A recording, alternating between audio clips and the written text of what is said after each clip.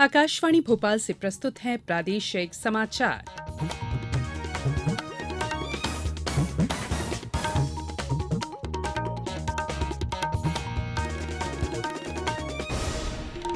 नमस्कार, समाचारों के साथ मैं संयुक्ता बैनर्जी। सबसे पहले इस बुलेटिन के मुख्य समाचार। देश में खरीफ मौसम 2022-23 में 14 करोड़ 99 लाख टन से ज्यादा अनाज उत्पादन होने का अनुमान। प्रदेश में पेंशनर्स की महंगाई राहत में हुई बढ़ोतरी। उच्च रक्तचाप को नियंत्रित करने के लिए चलाए गए कार्यक्रम को संयुक्त राष्ट्र ने किया पुरस्कृत। और महिला क्रिकेट में भारत ने इंग्लैंड को फिर हराकर श्रृंखला में अजेय बढ़त बनाई। अब समाचार विस्तार से। कृषि और किसान कल्याण मंत्रालय ने प्रमुख खरीफ फसलों की अग्रिम अनुमानित उत्पादन का पहला आंकड़ा जारी करते हुए बताया कि खरीफ मौसम 2022-23 में 14 करोड़ 99 लाख 20 हजार टन अनाज उत्पादन होने का अनुमान है।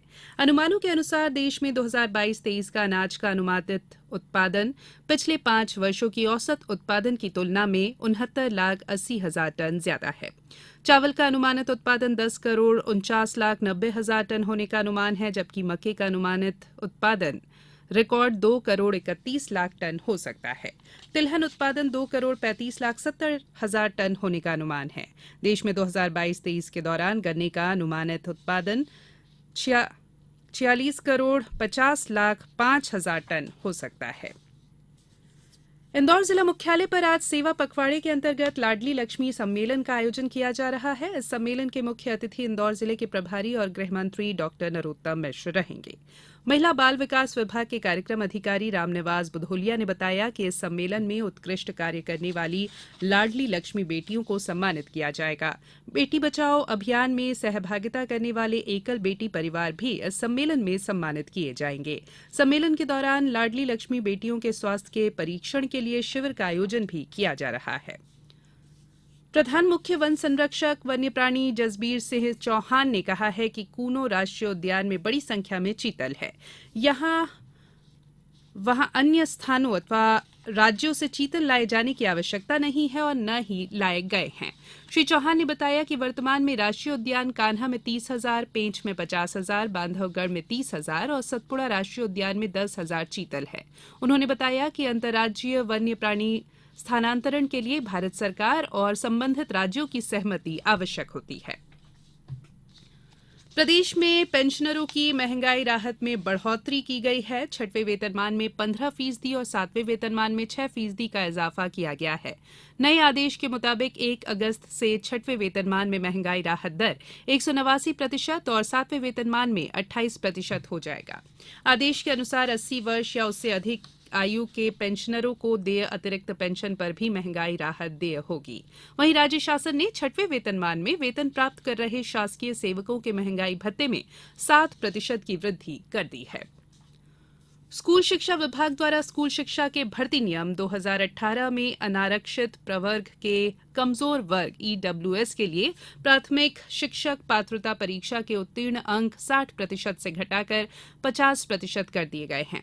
लोक शिक्षण आयुक्त अभय वर्मा ने बताया कि इस संशोधन के अनुसार परीक्षा परिणाम तैयार कर भर्ती की कार्रवाई अक्टूबर के अंतिम सप्ताह से शुरू की जाएगी। स्कूल शिक्षा विभाग के 7,429 और जनजातीय कार्य विभाग के 11,098 पदों को मिलाकर कुल 18,527 पदों पर एक साथ भर्ती की जाएगी।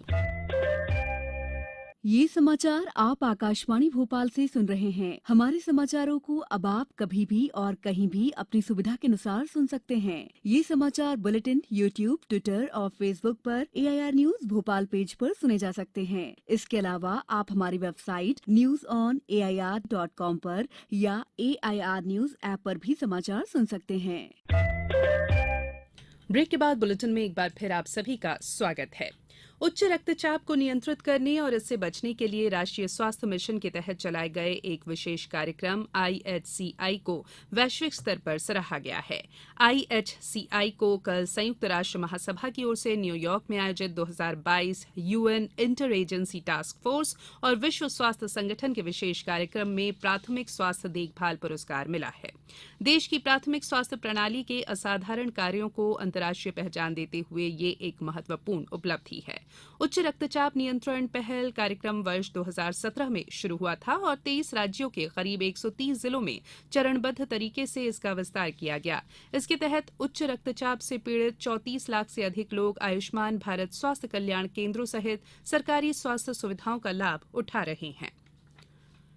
इंदौर जिला प्रशासन और देवी अहिल्या विश्वविद्यालय के बीच स्टूडेंट पुलिस कैडेट योजना के संबंध में अनुबंध पत्र पर हस्ताक्षर किए गए हैं। इस अवसर पर कलेक्टर मनीष सिंह ने कहा कि जिले के 19 शासकीय विद्यालयों में इस योजना का संचालन किया जा रहा है। इसके तहत 8वीं और 9वीं के छात्रों को पुलिस कार्यप्रणाली से अवगत कराया जाता है। बालाघाट में केंद्रीय संचार ब्यूरो भोपाल द्वारा 2 दिवसीय प्रदर्शनी का आयोजन शासकीय उत्कृष्ट विद्यालय में किया गया। प्रदर्शनी का शुभारंभ नगरपालिका बालाघाट अध्यक्ष भारतीय सुरजीत सिंह ठाकुर ने किया। इस अवसर पर अतिथि मौसम हरिनखेड़े ने कहा कि स्वस्थ शरीर में ही स्वस्थ मस्तिष्क का निवास होता है, इसके लिए हम अपनी दिनचर्या को व्यवस्थित रखें। वहीं श्रीमती भारती सुरजीत सिंह ठाकुर ने योग को जीवनशैली का हिस्सा बनाने का आह्वान किया। महिला क्रिकेट में कल कैंटरबरी में भारत ने दूसरे एक दिवसीय अंतर्राष्ट्रीय क्रिकेट मैच में इंग्लैंड को 88 रन से हराकर 3 मैचों की श्रृंखला में 2-0 की अजय बढ़त बना ली है।